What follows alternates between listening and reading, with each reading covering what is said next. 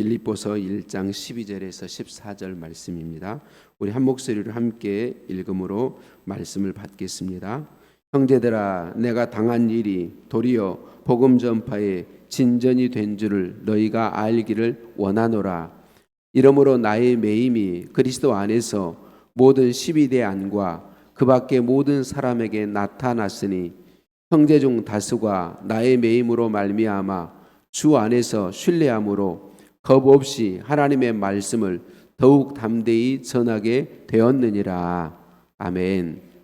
한 번 더 옆에 성도님들과 인사 나누시겠습니다. 사랑을 축복합니다.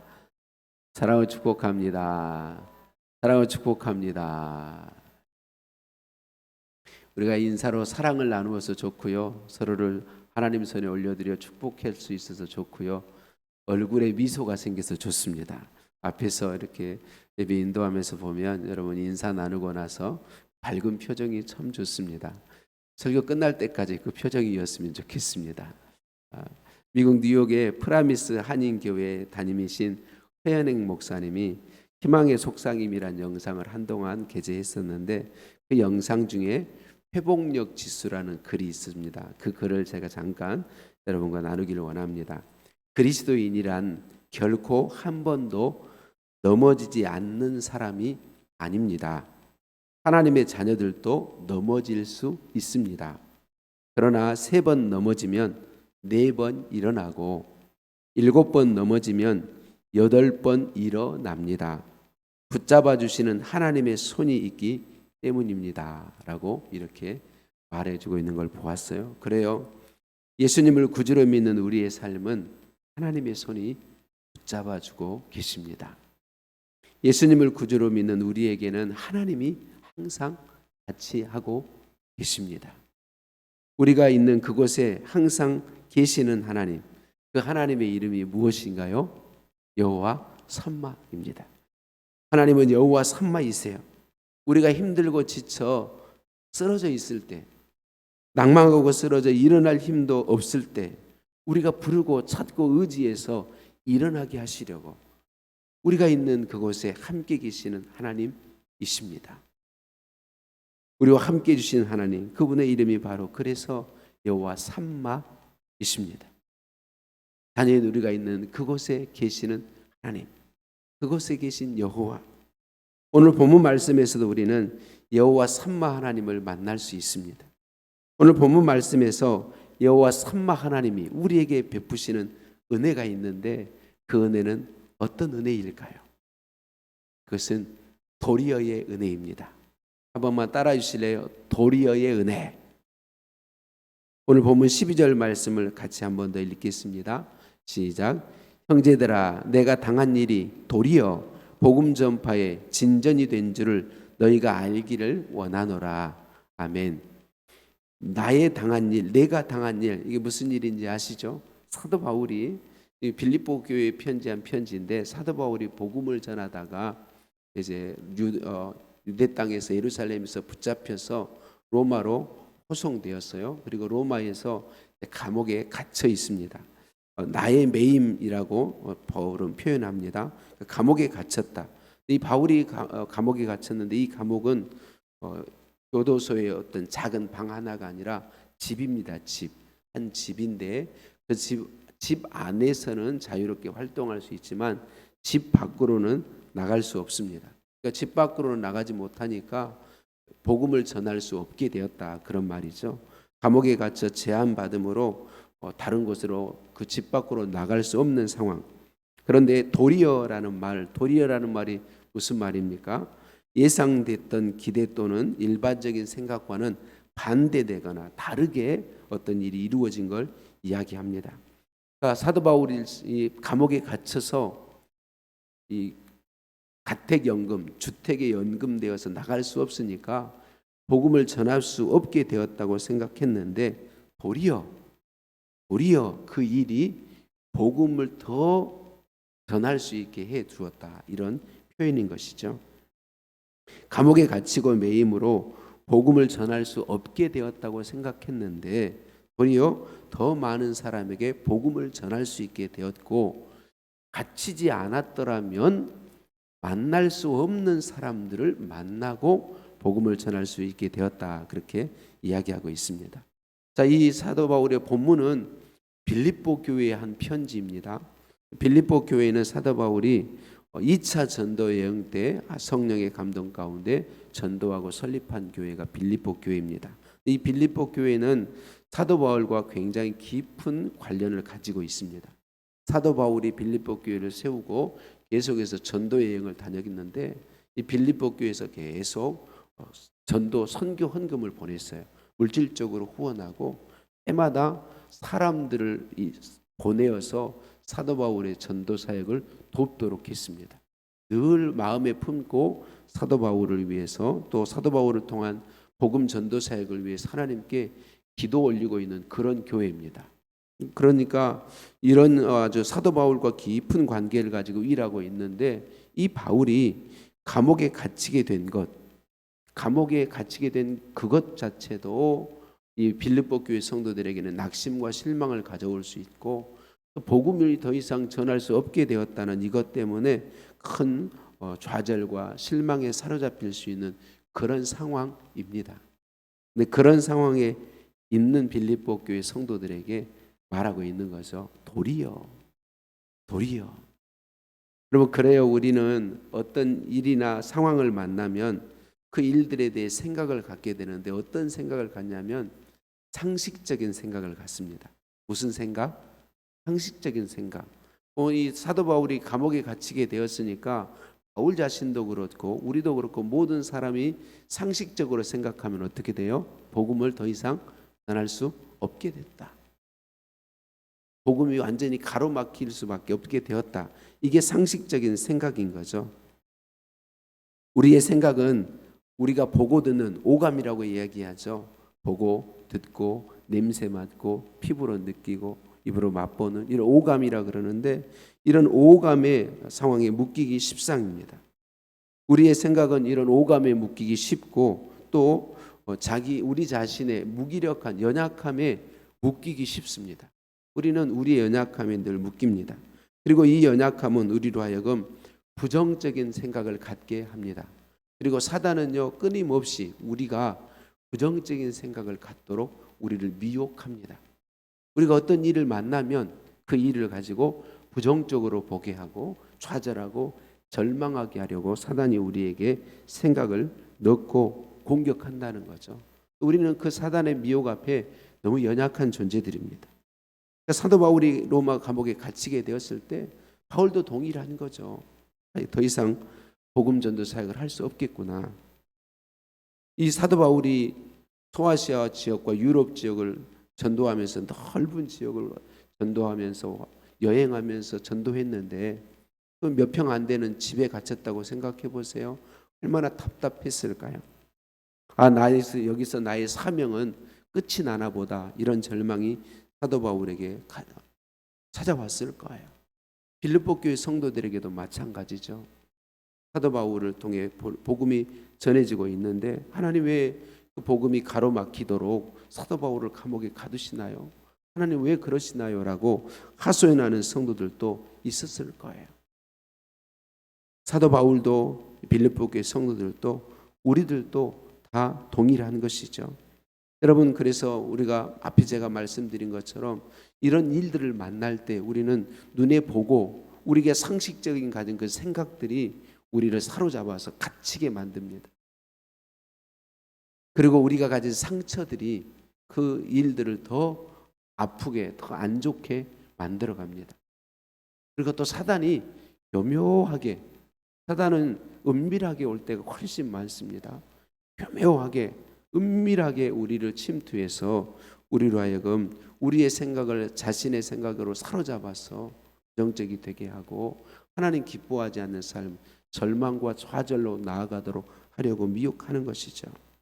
또 때때로 그런 상황을 만나면 사람들의 말이 우리를 너무 고통스럽게 합니다. 사람들의 말이 나를 생각한다고 해주는 말이지만 그 말이 도리어 나를 더 깊은 절망으로 들어가게 할 때가 많습니다. 여러분, 근데 오늘 우리의 말씀이 우리에게 중요한 건 여러분 그런 상황 속에 있을 때에 하나님이 우리와 함께 계십니다. 사도 바울이 구금된 그 집에 하나님이 함께 계셨습니다. 사도 바울은 그 집 밖으로 나아갈 수 없었지만 사람들이 찾아오게 했습니다.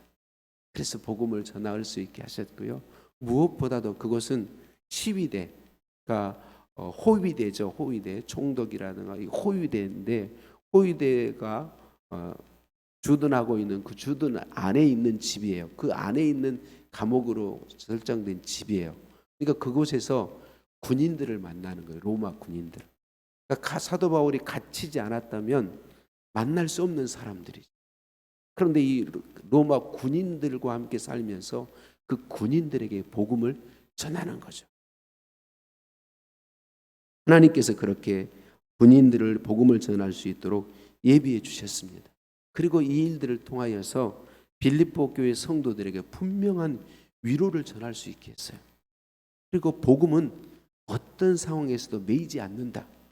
하나님은 나는 묶여도 하나님은 묶이지 않는다. 우리는 묶일 수 있어도 하나님의 일은 묶이지 않고 진행된다는 사실을 분명하게 전하고 빌립보 교회 성도들에게 위로하며 오늘 말씀이 그것입니다.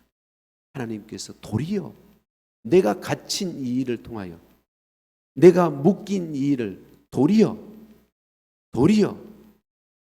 복음을 전할 수 없는 사람에게 복음이 전해지게 하시고 더 많은 사람에게 복음을 전할 수 있게 하셨고 그리고 사도 바울의 이 모습을 보면서 갇히지 않은 수많은 하나님의 사람들이 힘있고 담대하게 복음을 전하게 되었다. 그렇게 이야기하고 있습니다. 하나님께서 도리의 은혜를 베풀어 주신 것이죠. 여러분, 그래서 하나님께서는요, 때때로 저와 여러분의 우리의 삶에도 바울이 감옥에 갇힌 것과 같은 상태들을 허락하십니다. 갇혀서 아무것도 할 수 없는 것과 같은 상황들을 하나님은 허락하십니다.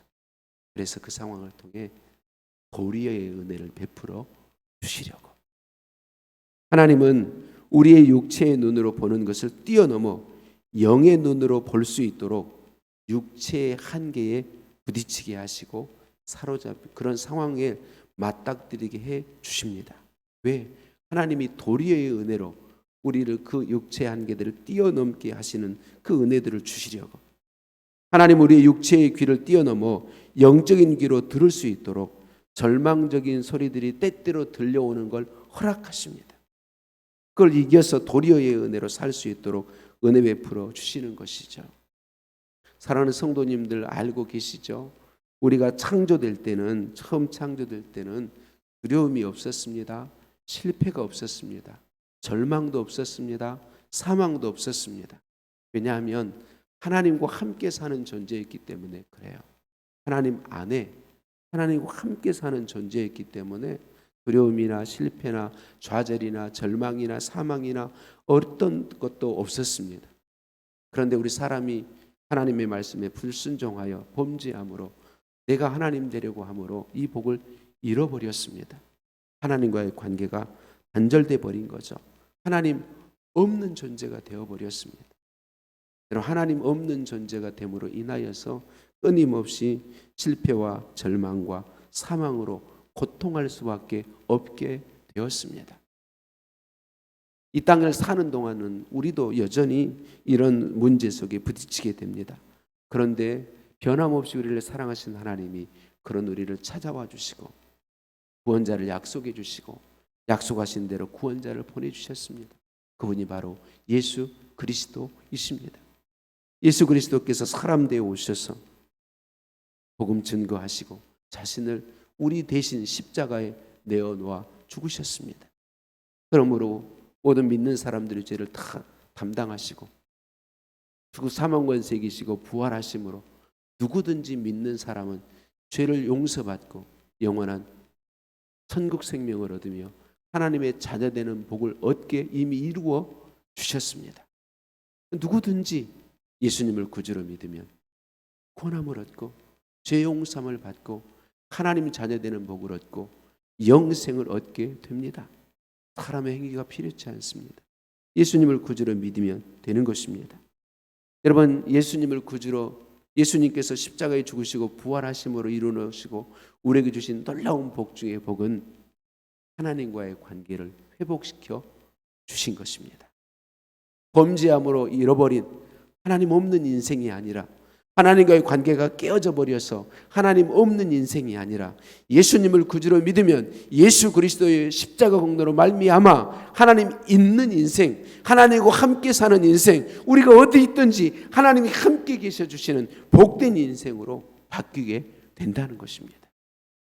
그래서 예수님의 이름을 임마누엘이라고 말씀하셨습니다. 엘, 하나님이라는 의미, 하나님이 임마누, 우리와 함께 하심이라. 여기와 우리와 함께 하시는 하나님은 여호와 삼마로서 믿는 우리들, 하나님의 자녀 삼으신 우리들과 항상 함께 계십니다. 우리가 있는 그곳에 계시는 여호와 삼마이십니다. 우리가 지난주에 보았던 시편 139편 7절 말씀부터 한 번 더 읽어보겠습니다. 내가 주의 영을 떠나 어디로 가며 주의 앞에서 어디로 피하리이까? 내가 하늘에 올라갈지라도 거기 계시며 수월에 내 자리를 펼지라도 거기 계시니이다. 내가 새벽 날개를 치며 바다 끝에 가서 거주할지라도 거기서도 주의 손이 나를 인도하시며 주의 오른손이 나를 붙드시리이다. 우리가 어디 있든지 어느 곳에 있든지 하나님은 그곳에 삼마, 거기 계신다. 우리와 함께 계신다. 거기 계시면서 도리어의 은혜를 베풀어 주신다는 것. 시편 91편 14절 15절 말씀은 같이 읽어보겠습니다. 시작. 하나님이 이르시되 그가 나를 사랑한즉 내가 그를 건지리라. 그가 내 이름을 안즉 내가 그를 높이리라. 그가 내게 간구하리니 내가 그에게 응답하리라. 그들이 환난 당할 때에 내가 그와 함께하여 그를 건지고 영화롭게 하리라. 아멘. 나를 사랑한즉 나를 안즉, 그 말은 믿는다 그 말입니다. 믿으면 그가 어느 곳에 있든지 하나님이 함께 하셔서 그가 간구할 때 응답하시고 환난 당할 때 함께하여 그를 건지고 영화롭게 하리라. 환난을 영화로 바꾸어 주시겠다고 약속하고 있는 것이죠. 환난이 영화가 되는 도리의 은혜를 베풀어 주시겠다는 겁니다. 여러분, 창세기 요셉을 우리가 잘 알잖아요. 형들에 의해서 채석 옷이 찢겨졌습니다. 벗겨지고 찢겨지고 노예로 팔렸습니다. 그의 인생이 끝난 것처럼 보였습니다. 노예로 팔려가 애굽에게 살게 될 요셉의 삶에는 절망밖에 없습니다. 아버지에게 큰 사랑을 받았던 귀한 귀공자에서 이제는 노예로 절망적인 삶을 살 수밖에 없습니다. 그런데 요셉이 있는 그곳에 하나님이 함께 계셨습니다. 노예이지만 도리어 하나님의 복을 가져오는 복의 통로의 삶을 하나님께서 베풀어 주셨습니다. 그가 모함을 받아 감옥에 들어가서 죄수의 옷을 입고 갇혔을 때에 또 모든 것이 끝난 것처럼 보였습니다. 어떤 희망도 어떤 소망도 가질 수 없는 불쌍한 상태에 있었습니다. 그런데 그 감옥에 여호와 삼마께서 함께 하셨습니다. 그래서 감옥에서도 하나님께서 형통함을 주셨고 그 감옥의 갇힘이 애굽의 총리가 되는 길이 되게 해 주셨습니다. 요셉이 있는 그곳에 계신 여호와 삼마는 도리의 은혜를 베풀어 주시는 하나님이셨다라고 하는 것입니다. 바벨론 왕이 아닌 다른 어떤 신에게 기도하면 사자굴에 던져 넣겠다라는 그런 법이 선포됐는데 아랑곳하지 않고 하나님께 창을 열고 기도하던 다니엘은 그대로 사자굴에 던져졌습니다. 그러면 이 사자는요, 뒤에 나중에 보면 다니엘을 대신해서 다니엘을 공격했던 사람들이 들어가니까 한 입에 뼈를 다 으스러뜨리는 그런 사자들이죠. 배고픈 사자들입니다. 그 사자들에게 구일에 던져진 다니엘은 자기를 보호할 것이 아무것도 없었습니다. 보호할 능력이 아무것도 없습니다. 죽는 것 외에는 뭐 방법이 없습니다. 그런데 거기 그 사자굴 안에 여호와 삼마, 그곳에 하나님이 함께 계셨습니다. 사자들의 입을 봉하셨습니다. 옷자락 하나 건드리지 못하게 하셨습니다. 사망 가운데 던져졌지만 여호와 삼마께서 도리의 은혜를 다니엘에게 베풀어 주신 것이죠. 그리고 다니엘을 살려내시고 법에 따라 어쩔 수 없이 사자굴에 던져내었던 이방의 왕, 하나님을 알지 못하던, 여호와를 알지 못하던 그 왕 다리오로 하여금 이렇게 고백하게 했습니다. 다니엘서 6장 26절 27절입니다. 내가 이제 조서를 내리노라. 내 나라 관할 아래에 있는 사람들은 다 다니엘의 하나님 앞에서 떨며 두려워할지니 그는 살아계시는 하나님이시요 영원히 변하지 않으실 이시며 그의 나라는 멸망하지 아니할 것이요 그의 권세는 무궁할 것이며 그는 구원도 하시며 건져내기도 하시며 하늘에서든지 땅에서든지 이적과 기사를 행하시는 이로써 다니엘을 구원하여 사자의 입에서 벗어나게 하셨음이라 하였더라. 아멘. 사자굴에 던져짐이 도리어 원수들을 이기고 승리하는 승리가 되게 하셨고 도리어의 은혜를 베풀어 주셔서 그 왕으로 하여금 하나님을 인정하게 하고 하나님을 섬기도록 선포하는 그런 선포를 하게 했다는 것이죠. 다니엘과 함께 하신 하나님, 도리어의 은혜를 베풀어 주시는 여호와 삼마이셨습니다. 할렐루야. 강준민 목사님이 인생을 역전시키시는 하나님의 은혜라는 책에서 자기의 삶에 대해서 이야기하면서 하나님은 역전의 하나님이다, 그렇게 이야기한 이야기를 보아서 잠시 읽어드립니다. 강준민 목사님의 이야기입니다. 저는 절망 중에 인생을 시작했습니다. 어려운 가정 환경에서 성장했습니다. 가난하고 힘든 어린 시절을 보냈습니다. 그런 제게 예수님이 찾아오셨습니다. 그리고 제 가슴에 역전승의 희망을 심어 주셨습니다. 예수님을 만난 이후로 저는 성경을 읽기 시작했습니다. 성경에서 만난 하나님은 인생을 역전시키는 하나님이셨습니다. 성경의 이야기는 역전승의 이야기였습니다. 성경 속에서 만난 인물들은 역전의 인생을 살았습니다.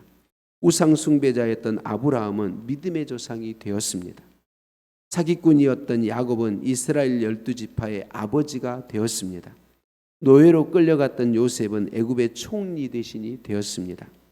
포로로 끌려갔던 다니엘은 바벨론의 제상이 되었습니다. 고아처럼 성장했던 에스더는 왕후가 되었습니다. 모르드게를 죽이려고 준비했던 하만의 장대에 오히려 하만이 매어 달려 죽는 에스더서의 이야기는 역전승의 이야기였습니다. 예수님이 말씀하신 부자와 나사로의 이야기도 역전승의 이야기였습니다. 하나님을 믿지 않았던 부자는 죽어 음부에 들어갔고 가난했던 나사로는 죽어 낙원에 들어갔습니다. 우리의 희망이신 예수님의 십자가 사건 역시 역전승의 사건이었습니다. 어둠의 세력이 예수님을 쓰러뜨렸지만 예수님은 죽음의 권세를 이기시고 부활하셨습니다. 예수님이 부활하신 날 모든 것이 역전되었습니다. 저는 성경을 읽으면서 하나님이 은혜를 베푸시면 어떤 인생도 역전할 수 있다는 사실을 깨달았습니다. 그날 이후로 저는 절망을 포기했습니다. 절망을 던져버리고 희망을 선택했습니다. 이렇게 고백한 걸 보았습니다. 그래 여러분, 우리가 믿는 하나님은 우리가 있는 거기에 계신 여호와 삼마이십니다. 하나님은 도리의 은혜를 베풀어 주십니다. 우리의 삶에 역전을 준비하고 계신 하나님이십니다. 우리의 삶에 역전하여 승리하는 삶이 되게 하시려고 우리와 함께 하시는 하나님, 그분이 여호와 삼마이십니다. 질병과 여러 문제로 인한 위기 상황에 우리가 부딪히지만 여호와 삼마께서 도리어의 은혜로 우리를 붙들고 계시기에 우리에게 건강하게 되는 역전승이 예비되어 있는 줄 믿습니다. 우리 교회가 짧지 않은 시간 갈등으로 인해 어려운 가운데 있었지만 여호와 사마께서 도리어의 은혜를 우리 교회에 베풀고 계시기에 놀라운 회복과 부흥이 있게 될 것을 믿습니다. 정치 경제적 위기 가운데 우리와 우리의 자녀손들을 위해 기도할 때에 여호와 사마께서 우리와 우리의 자녀손들에게도 도리의 은혜를 베풀어 주실 줄로 믿습니다. 이 나라 이 민족 위에도 그 은혜를 베풀어 주실 것을 믿습니다. 예수님께서 십자가에서 죽으시고 무덤에 묻히셨을 때 믿음의 사람들은 절망적인 상황에 있었지만 예수님께서 사망 권세 이기시고 부활 승리하심으로 믿음의 사람들이 승리하게 된 것과 같은 그 승리가 저와 여러분에게도 예비되어 있는 줄 믿습니다. 하나님 여호와는 우리와 함께 하시는, 우리가 있는 그곳에 계시는 여호와 삼마이십니다. 그분은 도리어의 은혜를 우리에게 베풀어 주십니다. 할렐루야. 강중미 목사님이 기다림은 길을 엽니다 라는 책에 실제 이야기를 실어 놓아서 이야기를 나누려고 합니다. 마이크 홈그린이라고 하는 사람인데요. 이분이 2018년에 미국에서 가장 인기 있는 스포츠는 미식 축구예요. 우리는 럭비라고 말하기도 하는데 미식 축구가 미국에서 가장 인기 있는 스포츠예요. 그 미식 축구 명예의 전당, 그러면 그 스포츠에 큰 공을 세운 사람들을 이야기하죠. 굉장히 인정받는 사람이죠. 이 마이크 홈그린이라는 사람이 2018년에 그 명예의 전당에 이름이 올라갔어요. 이 마이크 홈그린이라는 사람은 고등학교 때도 미식축구 선수로, 대학교에서도 미식축구 선수로, 쿼터백 그러면 아주 중요한 포지션입니다. 굉장히 촉망받는 그런 사람이었어요. 그래서 이제 대학교를 졸업하게 되면 프로 선수가 되어서 내가 정말 멋있게 축구 선수로서, 프로 선수로서 이름을 날려버리라, 그런 꿈과 소망을 가지고 있었어요. 그런데 대학을 졸업하고 세인트 루이스 카디널스라고 하는 이 미식축구 팀에서 그를 영입했어요. 그래서 정말 좋아하고 있었는데 안타깝게도 그 졸업하고 나서 시즌이 시작하기 전에 방출당했어요. 어떤 이유인지 그건 기록되지 않았는데 다른 팀에서 이 선수를 또 스카웃하려고 했는데 무산됐어요. 그래서 프로 선수로 뛰지 못하게 된 거죠. 어느 날 이 마이크 홈그레는 그때 그 선수가 되지 못하게 된 상황을 이렇게 이야기합니다. 그 일로 저는 완전히 산산조각나고 말았습니다. 그동안 전 오직 프로 풋볼 선수로 활약하는 것만을 삶의 목표로 삼고 살아왔는데 그것을 달성하는 것이 영원히 불가능해 보였기 때문에 저는 깊은 절망에 빠졌고 완전히 패배자가 된 느낌이었습니다. 라고 그렇게 나중에 이야기했습니다. 자, 이제 프로 선수가 될 수 없으니까 어디로 가야죠? 집으로 가야죠. 짐 싸서 자기 집으로 와서 자기 방에 틀에 박혀서 몇 일도 나오지 않고 그냥 처박혀 있었습니다. 깊은 절망 속에 빠져서 어떻게 할 줄 모르고 있을 그때에 자기 그 방 안에 수북히 먼지가 쌓여있는 성경책이 눈에 보였습니다. 이 마이크 홈그레는 11살 때 예수님을 구주로 믿었는데 인생의 목표를 풋볼에만 두고 있었기 때문에 다른 건 전혀 생각하지 않고 그것만 생각하고 살아와서 하나님을 잊어버리고 멀리하고 살았었다라고 합니다. 그런데 그날 절망의 깊은 절망 가운데 먼지가 수북히 쌓인 그 성경을 그냥 왠지 읽고 싶더랍니다. 그래서 그 성경을 먼지를 털고 성경을 펴서 여기저기를 읽다가 뒤지며 찾으며 읽다가 잠언 3장 5절 6절 말씀이 눈에 들어왔다고 해요. 너는 마음을 다하여 여호와를 신뢰하고 내 명철을 의지하지 말라. 너는 범사의 그를 인정하라. 그리하면 내 길을 지도하시리라. 이 말씀을 읽는 순간 마이크 홈그레는 다시 자기의 삶을 하나님께 드려야 되겠다라는 생각을 갖게 되었다고 해요.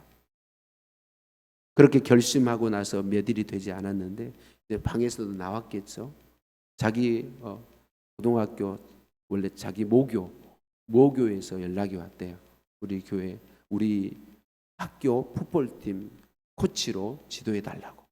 그래서 그 하나님의 인도하심을 믿고 이제 그 고등학교 풋볼팀의 코치, 선수로는 이제 못하고 코치가 되기 시작했는데, 그때부터 시작해서 나중에 프로 풋볼팀의 감독이 되고, 감독으로 굉장히 팀을 실력이 뛰어난 팀이 되게 하고, 슈퍼볼이라 그래요. 슈퍼볼에서 우승도 하게 하고, 그래서 2018년에 명예의 전당에 감독으로서 이름이 올라갈 정도로 그렇게 뛰어난 사람이 되었다는 거죠. 마이크 홈그랜이 이렇게 말하고 있는 걸 보았습니다. 전 정말로 중요한 게 뭔지 이제는 분명히 알고 있습니다. 그래서 이기느냐 지느냐에 크게 연연하지 않습니다. 프로 풋볼 경기를 말하는 거죠. 제게 정말로 중요한 건 슈퍼볼의 우승 반지가 아니라 영생의 면류관이니까요. 예수 그리스도가 십자가의 승리를 통해 우리를 위해 획득하신 그 영광스러운 면류관 말입니다. 이 마이크 홈그레는 그 하나님이 주신 면류관을 보며 사는 복 있는 인생이 되었고, 이 땅에서도 하나님이 주시는 복을 누리게 되었다라고 말하고 있습니다. 여러분, 마이크 홈그레이 프로 선수가 되지 못하여서 절망 가운데, 그 어두운 자기 방에 그 절망 가운데 있을 그때, 그곳에, 거기에 여호와께서 계셨습니다. 거기에서 그를 만나 주시고 그의 믿음을 회복시켜 주시고, 다시 선수가 되지는 못했지만 훌륭한 감독이 되도록 도리어의 은혜를 베풀어 주셨습니다. 하나님을 잊고 살았던 그를 이제는 하나님을 절대로 잃어버리지 않는, 하나님이 예수 그리스도를 통해 주신 영원한 생명을, 영원한 상, 영원한 면류관을 마음에 품고 살아가는 복된 인생으로 도리어의 은혜를 베풀어 주신 것입니다. 할렐루야. 말씀을 마칩니다. 사랑하는 성도님들, 우리를 사랑하신 하나님은 삼마이십니다. 그곳에, 우리가 있는 거기에 함께 계신 하나님이십니다. 여호와 삼마 하나님은 도리의 은혜를 우리에게 베풀어 주십니다. 앞으로 저와 여러분에게 어떤 일이 찾아올지 우리는 알지 못합니다. 그러나 어떤 일이 찾아오든지 저와 여러분이 기억했으면 좋겠습니다. 거기 나를 사랑하시는 하나님이 계십니다. 내가 있는 그곳에 도리의 은혜를 준비하시고 도리의 능력으로 하나님이 함께하고 계십니다. 그 하나님을 바라보십시다. 그 하나님을 찾으십시다. 그 하나님을 의지하십시다. 거기 계신, 여기 계신 여호와께 나의 삶을 내어 드리십시다. 우리 하나님은 여기 나와 함께 하시는 여호와 삼마이십니다. 찬양 드리시겠습니다.